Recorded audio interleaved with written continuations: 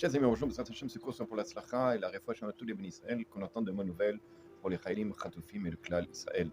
Alors, vous savez que lorsque l'on rentre et l'on va acheter de la viande dans une boucherie, il faut demander, la première chose à nous de demander si la viande, elle a été cachérisée ou pas.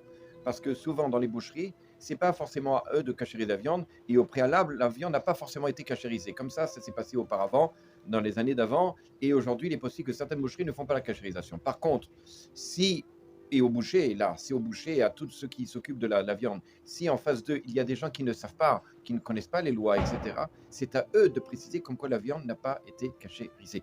Maintenant, lorsque l'on va demander à la boucherie, est-ce que la viande a été cachérisée, il faut savoir, est-ce que la viande, elle a plus de 3 jours, oui ou non. Parce que de la viande qui n'a pas été cachérisée, c'est-à-dire qu'au moment de la shrita, la viande doit être cachérisée dans les 3 jours. Si la viande n'a pas été cachérisée dans les 3 jours, le sang coagule dans la viande, dans la chair, et donc après, on ne peut plus le faire cuire. La seule chose pour le faire cuire, ça sera qu'au feu, comme du foie.